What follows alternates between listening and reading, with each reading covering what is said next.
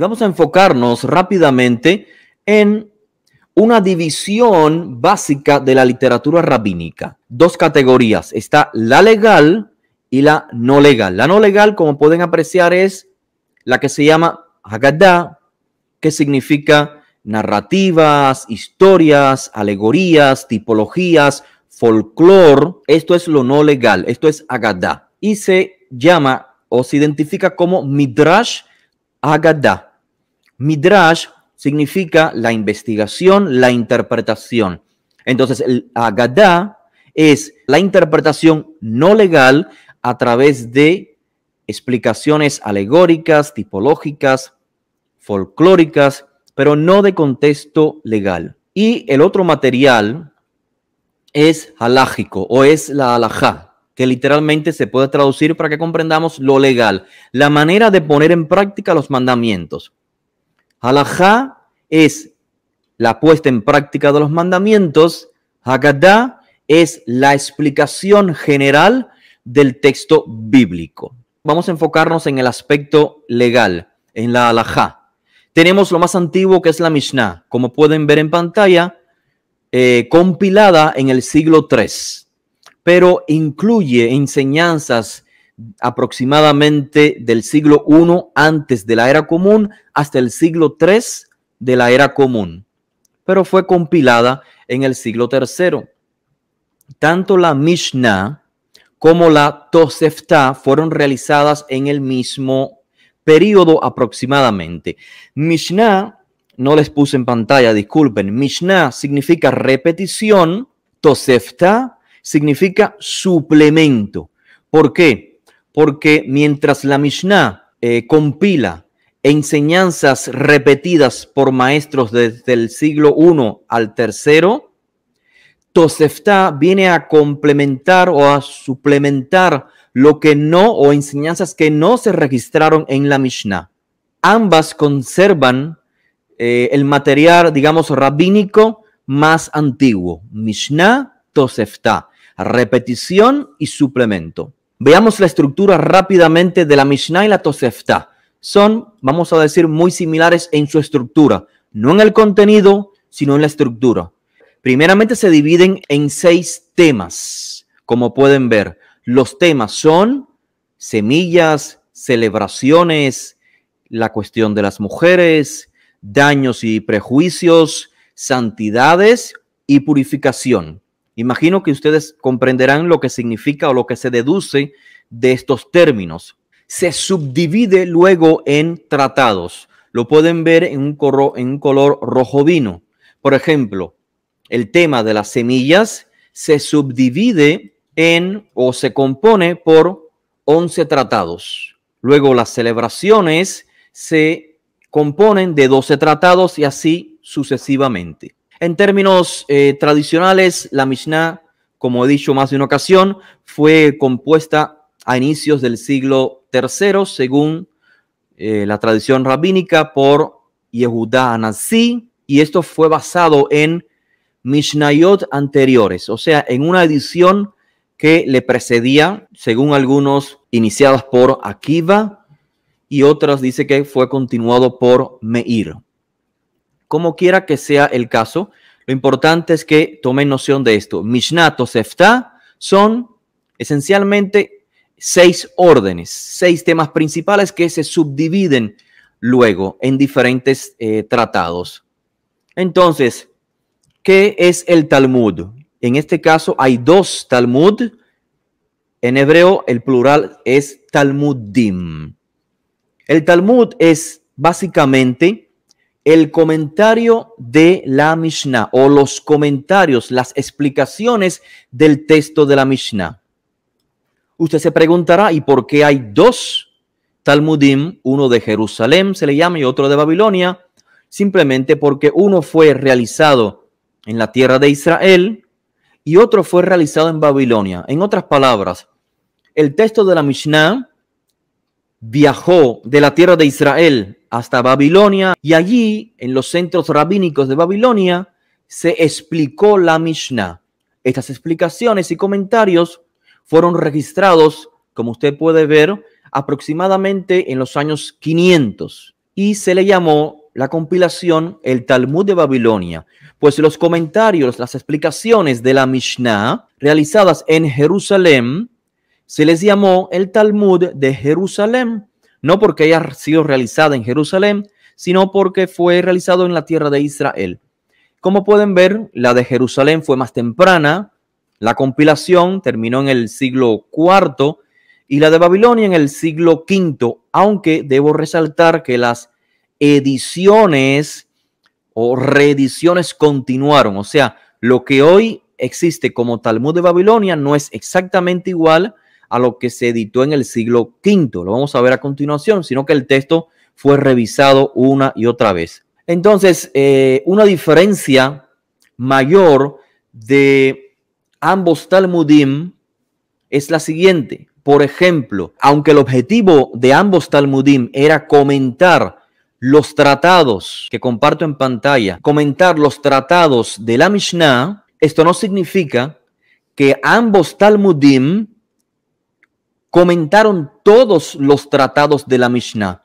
De hecho, aproximadamente solo la mitad de los tratados de la Mishnah fueron discutidos, comentados en los Talmudim. Solamente la mitad. Por ejemplo, para que tengan una idea, ustedes pueden ver el primer tema o el primer orden se llama semillas, que consta de 11 tratados. Pues resulta que en el Talmud de Babilonia solamente se comentó o se registró los comentarios de un solo tratado de semillas. Este es el tratado llamado Berajot o las bendiciones. El resto de los 10 tratados no se comentaron o no se registraron en el Talmud de Babilonia. ¿Por qué razón? No lo sabemos. Por su parte, el Talmud de Jerusalén, si mal no recuerdo, contiene discusiones sobre los 11 tratados que componen el tema de las semillas. Entonces, creo que pueden apreciar esa diferencia.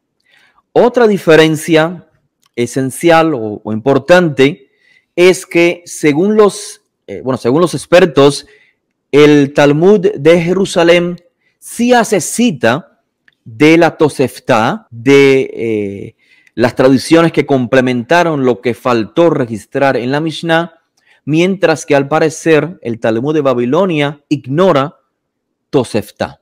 Aunque, repito, hay discrepancias sobre esta opinión, pero la mayoría piensa así. Finalmente, pues ambos Talmudim, el de Jerusalén, el de Babilonia, parecen ser, según los analistas del hebreo mishnaico, parecen estar compuestos de manera muy rústica, o sea, no son textos refinados o altamente editados. De hecho, usted puede ver si lee el Talmud de Jerusalén que tiene un número de secciones, o sea, contenido repetido, lo cual indica que era simplemente una especie de colección de enseñanzas y que a fin de cuentas no se le hizo una redacción final, no se corrigió. Por su parte, también en el Talmud de Babilonia, pese a que sí, ya en comparación con el de Jerusalén, sí muestra señales de edición, el interés por parte de refinar el texto, estructurarlo de manera mejor. Aún así, en el Talmud de Babilonia hay registros dentro de los debates legales y hay historias narrativas que parecen estar fuera de lugar, y entonces nos hace pensar que no hubo realmente una edición final. Pero como les decía, el Talmud de Babilonia no fue cerrado en el siglo V, sino que continuó hasta el siglo VIII, siendo reeditado según los especialistas. Bien, entonces, algo para concluir con el Talmud. El Talmud de Babilonia es el que predomina dentro del mundo rabínico hasta nuestros días. No el de Jerusalén, sino el de Babilonia. ¿Por qué razón? Por varias, solamente voy a compartir dos que considero las más interesantes. La primera razón por la que el Talmud de Babilonia tiene más aceptación, autoritativo inclusive, que el Talmud de Jerusalén es porque las escuelas o los maestros de Israel decayeron. Tras la guerra de Bar Kokhba en el año 135 aproximadamente, recuerden la guerra con Bar Kokhba y todas estas catástrofes que pasaron en la tierra de Israel, pues muchos rabinos se trasladaron a Babilonia. Y ya tenemos, por ejemplo, en el 358, la introducción del calendario rabínico prefijado. O sea, toda la fuerza, toda la autoridad se trasladó, digamos, la mayoría de los sabios rabínicos estaban en Babilonia debido a las circunstancias políticas en la tierra de Israel. Esa es una razón. Y la segunda razón, creo yo que es porque el Talmud de Jerusalén en contenido es mucho más corto en comparación con el de Babilonia. Y repito lo que dije antes porque es menos, o sea, el Talmud de Babilonia es más refinado en su manera de componer el texto. Así que, habiendo dicho esto, vamos a pasar ahora a las secciones agádicas. Recuerdan, dijimos, la primera división más importante de la literatura rabínica es la halajá, la literatura halágica o colecciones legales y colecciones agádicas o de la Agadá, las narrativas, los comentarios, las explicaciones de los textos bíblicos, pero en los que no se enfatiza en el aspecto legal. Esta distinción, estimados y estimadas, esta distinción entre lo legal y lo no legal es útil principalmente para aquellos que buscan en los fallos de las autoridades rabínicas las respuestas halágicas. O sea, buscan el énfasis en lo legal. Y por ello es importante separar lo legal de lo agádico. El resultado de esto es, ¿cuántos de ustedes ya saben? Por ejemplo, el Mishneh Torah, un compendio realizado por Maimónides o Moshe ben Maimón o Rambam en la Edad Media, donde solamente registra el aspecto legal, deja a un lado el aspecto agádico, deja a un lado las interpretaciones del texto bíblico que no sean legales y además deja fuera las segundas o terceras opiniones halágicas, solamente registra el veredicto final. Ustedes ya saben, como he dicho en otras ocasiones, la Mishnah y el Talmud compilan diferentes opiniones respecto a un texto, respecto a un mandamiento. Se recopila la información de la opinión del rabino A, el rabino B, el rabino C, el rabino D, etcétera, etcétera. Y se llega a una decisión final basado en el voto de la mayoría. Bien, entonces, en la Edad Media, Maimónides y solamente transmite del Talmud en su tratado llamado Mishneh Torah, transmite el decreto final, halágico.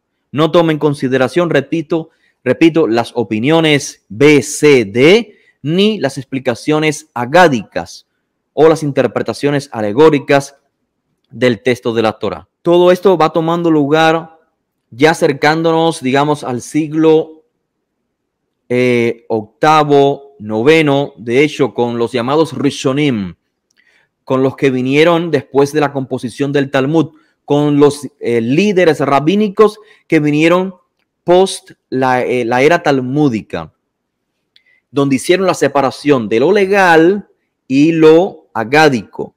Pero si nos trasladamos cuando se compone la Mishnah, vemos que no existe tal separación.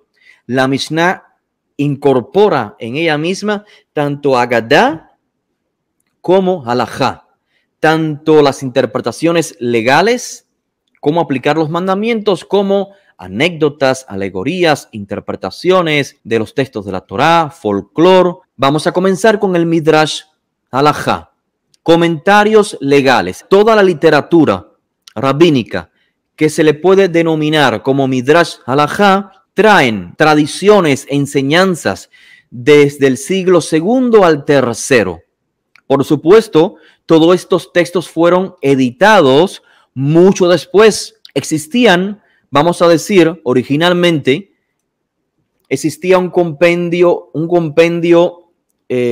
mayor que incluía enseñanzas agádicas, o sea, incluía Midrash Agadá, Midrash Halajá, todo mezclado, lo legal y lo interpretativo, lo alegórico. Pero con el paso del tiempo se comenzó a hacer esta distinción y comienzan entonces estos textos a surgir, a editarse. La temática es del segundo y tercer siglo, pero las ediciones son posteriores. Les llamo la atención al color rojo y azul porque se supone, según los expertos en esta literatura, la temática proviene de dos escuelas, una escuela de Rabbi Akiva y la otra escuela es de Rabbi Ishmael, dos maestros contemporáneos que usualmente tenían debates entre ellos, debates halágicos, debates legales. Así que, fíjense, por ejemplo, Mejiltat de Rabbi Ishmael es un comentario de Éxodo. Luego tenemos otro comentario de Éxodo, pero por parte de Rabbi Shimon.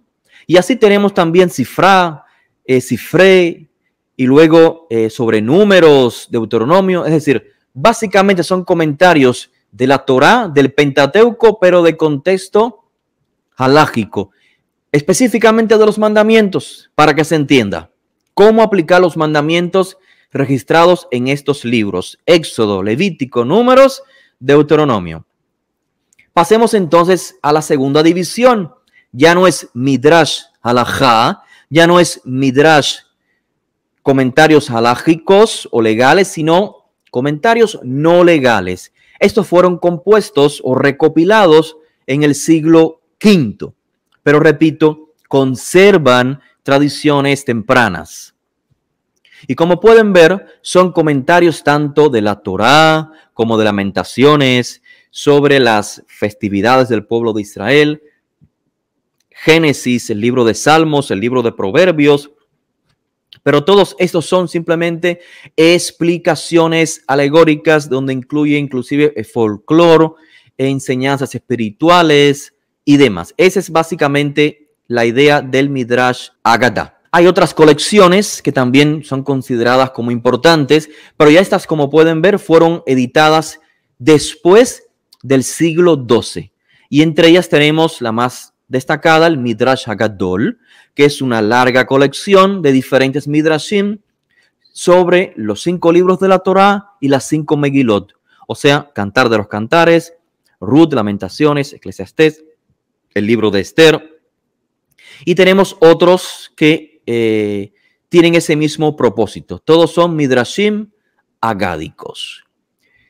Y hasta nuestros días y continúa esto, o sea, continúan haciendo colecciones, ediciones modernas, selecciones de pasajes más trascendentales, el uno que el otro, pero esos son los más clásicos, los más importantes, y quería que lo tuviesen en consideración. Así que, ¿cómo pueden apreciar? Sí, la literatura rabínica es bastante extensa, hay mucha información disponible y esta nos ayuda a comprender, si consideramos las más antiguas y las comparamos con las posteriores, vamos a poder apreciar cómo el judaísmo rabínico fue, de cierta manera, cambiando de posición cuando interactuó con el cristianismo. Es decir, hay textos en los Targumim, en las traducciones arameas, que recuerden, son traducciones interpretativas que tienen consonancia con enseñanzas que encontramos en los escritos de los discípulos de Josué. ¿Por qué? Porque son textos del primer siglo y los Targumim son literatura bastante ancestral. Pero luego, cuando tratamos de comprender quizás el texto de los profetas basados en Midrashim o en interpretaciones tardías, podemos ver cómo se distancian los Midrashim posteriores en su interpretación, se distancian de los Midrashim anteriores. Y esto es muy probable simplemente por ir en contra de la religión cristiana, ya fortalecida para el siglo V, VI en adelante.